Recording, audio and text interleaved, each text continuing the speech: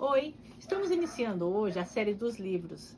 Eu vou fazer uma resenha do livro com os pontos que eu acho principal e assim você vai conhecer o livro e você vai decidir se vale a pena ler ou não. O livro que nós vamos ler, que eu vou fazer a resenha, é As Armas da Persuasão, de Robert Cialdini. Nesse livro, ele nos mostra como somos influenciados e os gatilhos que nos fazem dizer sim, mesmo sem perceber. Vamos a eles. O primeiro gatilho é a reciprocidade. Reciprocidade, você ganha algo e sente que precisa retribuir. Cria dentro de você uma sensação de dívida. Isso acontece quando você participa do esquenta de um curso, quando você recebe um bolo e você não devolve o prato vazio, quando você ganha uma amostra grátis, quando alguém te faz um favor. No livro ele cita até uma moça que ela recebe num bar uma bebida, que aí começa a criar aquela sensação desagradável de ter que retribuir. E como você se defende disso? Você se defende disso agradecendo e seguindo sua vida. Você não é obrigado a retribuir. Simples assim. Vamos para o próximo. Segundo gatilho, compromisso e coerência. Se você se compromete com algo pequeno, é mais fácil dizer sim para algo maior. Se você diz sim uma vez, você vai dizer sim de novo. É mais fácil você falar não no começo do que quando a coisa já se iniciou. E nós gostamos de ser coerente com as nossas atitudes. Exemplo disso: assista por 7 dias e depois assine. Nisso já te pega 2 gatilhos. O da reciprocidade, que você já recebeu por 7 dias. E do compromisso, da coerência. Você já está com aquilo, então vamos continuar.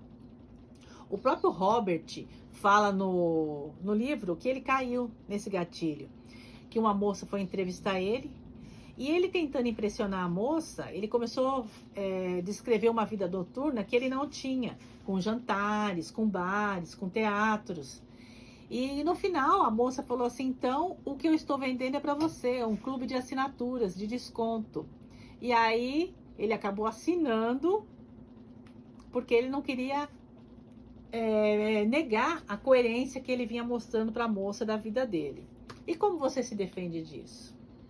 Você se defende disso agindo friamente. Nessa situação, o estômago e o coração nos dá a sensação de que aquele compromisso, de que aquela situação não está de acordo com o que você quer. Então você tem que ser frio e prestar atenção nisso. Essa situação está de acordo com o que eu quero para mim? Você tem que se priorizar nesse momento. Vamos para o próximo. O próximo gatilho é a prova social. Onde todos pensam iguais, ninguém pensa. É o que ele fala.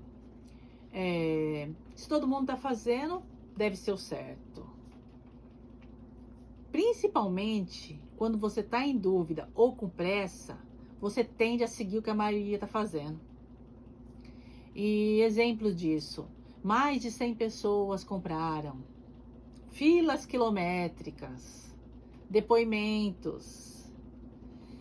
E no livro, o exemplo que ele dá é de um líder religioso, que ele foi influenciando as pessoas, e quando o FBI se deu conta, já tinha centenas de mortes. Então, como que você se defende disso? Você se defende disso fazendo uma coisa que a sua mãe sempre diz: você não é todo mundo. Sai do piloto automático, analisa, pesquisa, experimenta e não seguindo a manada. Vamos para o próximo. O próximo gatilho é a afeição. Nós tendemos a dizer sim para aquelas pessoas que a gente gosta, para quem é parecido conosco, para quem é simpático, para quem é bonito.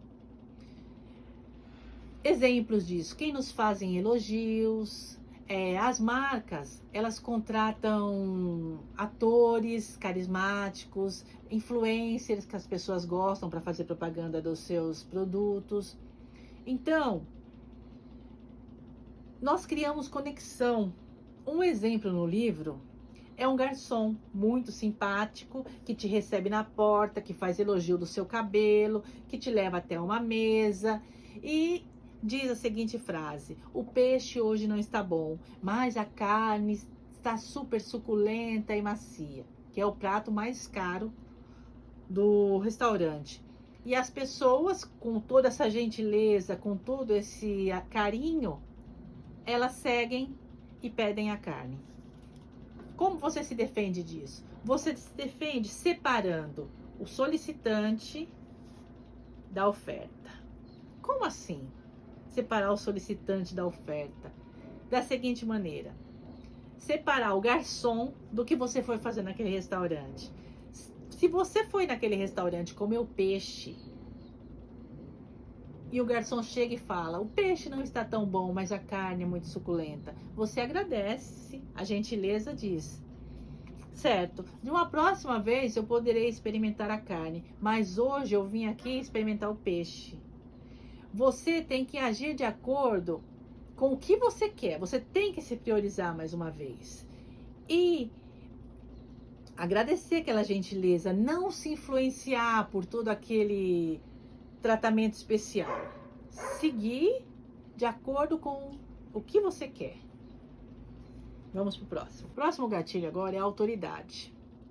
Na autoridade, nós tendemos a seguir ordens, a ouvir mais conselhos de quem a gente acredita que sabe do que está falando, dos especialistas. Exemplos disso: pessoas de jaleco, crachás, médicos, especialistas. Nós acreditamos que eles sabem do que está falando. E no livro ele dá um exemplo muito interessante. Tem exemplos fantásticos no livro, mas um deles é o seguinte: o rapaz estava com dor no ouvido e ele foi até o médico. E o médico mandou administrar 2 gotas no ouvido direito. Só que ele não escreveu right where. Ele escreveu R where. Que, juntando as 2 coisas, dava nádegas. A enfermeira sabia que a dor do rapaz era no ouvido direito. O paciente sabia que a dor que ele estava sentindo era no ouvido direito. A enfermeira administrou as 2 gotas na nádega do rapaz. Por quê? Quando perguntado. Porque o médico havia dito. E o médico é o médico. Se o médico falou, é para fazer. E no livro tem outros exemplos terríveis. Como que você se defende disso? Você se defende disso analisando esse especialista. Tem coerência o que ele está falando?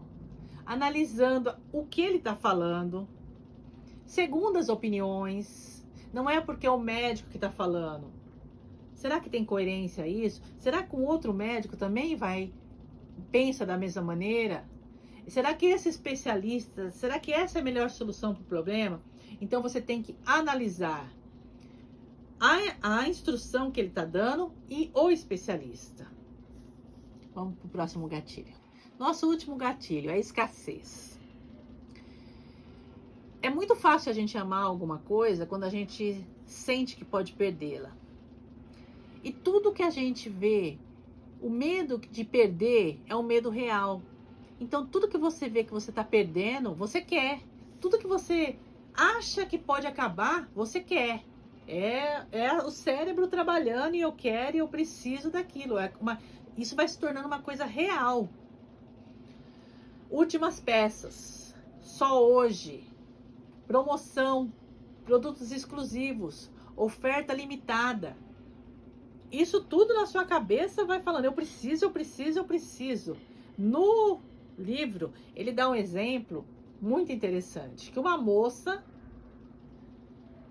ouviu no rádio que um templo de uma religião que ela não frequentava, que ela não tinha interesse, que não tinha nada a ver com ela, e está aberto para visitação por um curto período de tempo, para um número pequeno de pessoas. Ela entrou em euforia total, porque ela tinha que visitar aquele templo,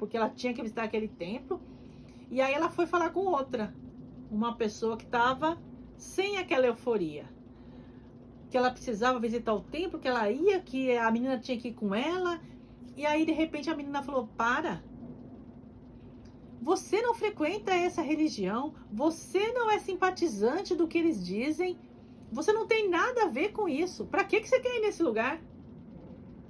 Aí ela caiu em si e realmente ela viu que aquilo não tinha nada a ver ali naquele lugar. Mas por quê? Porque era por um curto tempo e para poucas pessoas. E isso na cabeça dela gerou euforia total. Como que a gente se defende disso? Parando. Pensando sem empolgação. Eu preciso disso? Isso é realmente bom? Isso é realmente necessário? É isso mesmo que eu quero? Então, sem euforia nesse momento. Vamos para a finalização agora. Ele diz que na nossa história nunca houve uma época em que tivemos tanta informação nas nossas mãos, mas também não houve uma falta de conhecimento como temos hoje. Que à medida com que adquirimos mais conhecimento, nos tornamos mais conscientes e menos vulneráveis. Por quê? Porque esses gatilhos estão por toda parte, a todo momento. Que toda resposta urgente e rápida, ela não precisa de um sim como resposta. E que antes de uma resposta sim, nós temos que respirar. Os gatilhos não são ruins. Não é ruim usar os gatilhos, desde que seja de forma ética. Não querendo prejudicar ninguém, não querendo tirar vantagem de ninguém.